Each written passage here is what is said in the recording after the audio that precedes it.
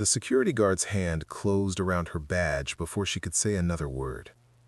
"I'm sorry," he said quietly, eyes flicking to the small boy clutching her leg. "They told me to escort you out." Lena felt the room tilt. Her son tightened his grip, his little fingers trembling through the thin fabric of her pants. The office around them buzzed with keyboards and phones, but to her, everything went silent except for the blood rushing in her ears. "Please," she said, her voice breaking despite her effort to keep it steady. "Just let me explain." The HR manager avoided her eyes. "You violated company policy. Bringing a child into the workplace is grounds for immediate termination." Lena swallowed.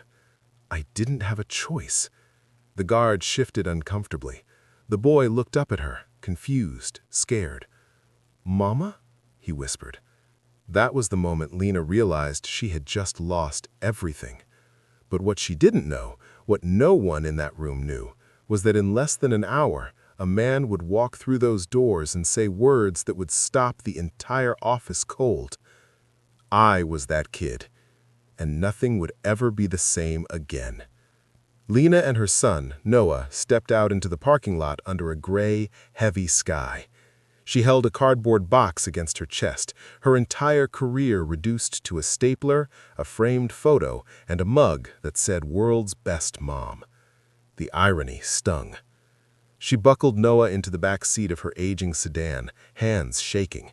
As she closed the door, the weight of what had happened finally crashed over her. She leaned against the car and cried. Not loudly, not dramatically, just silent tears that slid down her cheeks as she pressed her forehead to the cold metal. Noah watched her through the window, his small face filled with worry he shouldn't have had to carry. "I'm sorry," she whispered, even though he couldn't hear her. "I tried." But the truth was, trying hadn't been enough for a long time. The morning had started like every other, too early, too rushed. The babysitter had canceled at 6:12 a.m. Lena still remembered the exact time because she had stared at the phone in disbelief. Her mother lived 3 states away. Her ex hadn't called in months. And this job was the only thing keeping the lights on. She'd stood in the kitchen, Noah eating cereal at the table, and made the hardest decision she'd ever made. Just today, she had told herself, "I'll explain. I'll keep him quiet. I won't let anyone notice." But someone always noticed. Now the job was gone. She slid into the driver's seat, wiped her face, and forced herself to breathe. Noah leaned forward, resting his chin on the back of her seat. "Am I in trouble?" he asked softly. Lena turned around immediately. No, baby, never. But they were mad because of me." Her chest tightened.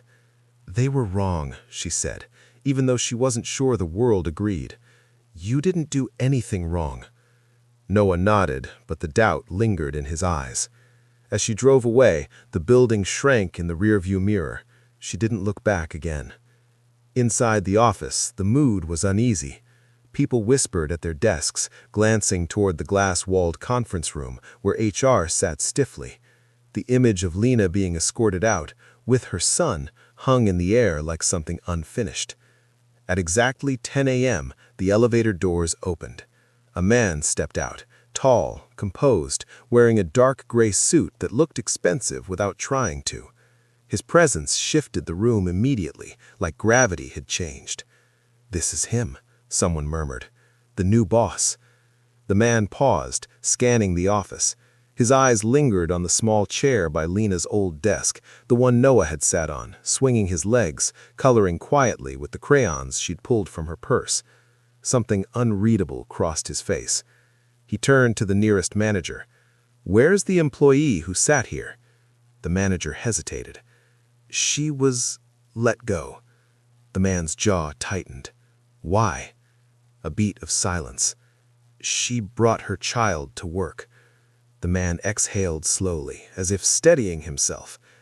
"I see," he said. And then he said the words no one expected.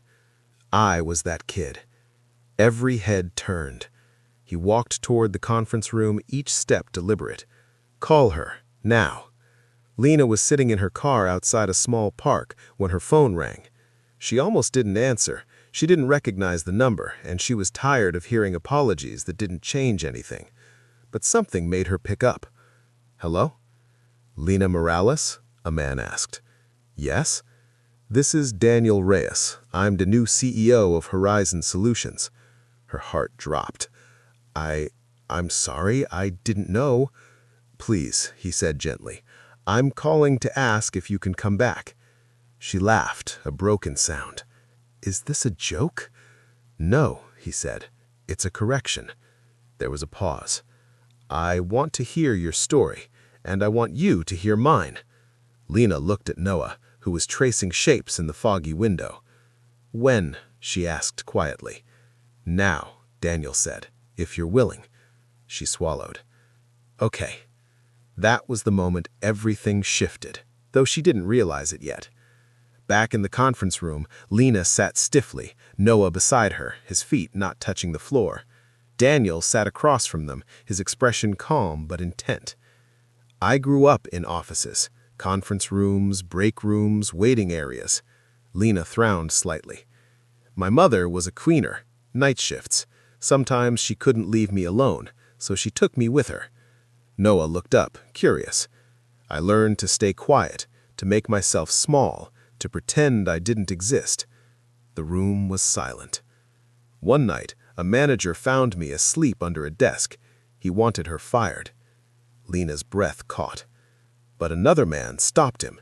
He said, "That kid isn't the problem. The system is." Daniel leaned forward. "That man gave my mother flexible hours, a chance, dignity." He looked at Lena. "That choice changed my life." Lena's eyes filled with tears she didn't bother hiding.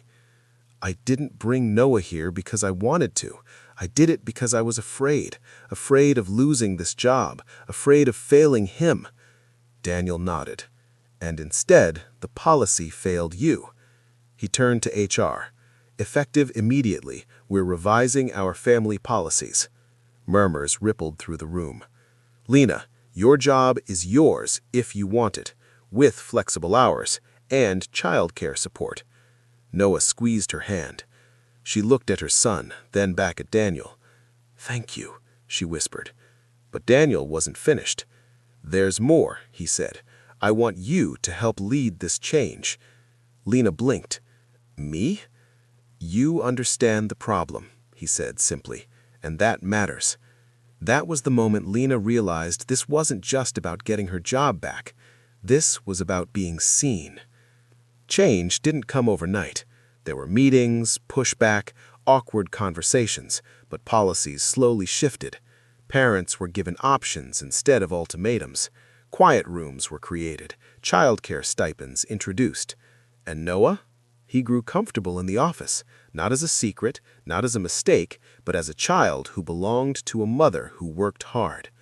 One afternoon, months later, Lena watched Daniel kneel to Noah's level in the hallway. "You know," Daniel said, smiling, "you remind me of someone." Noah grinned. "Who?"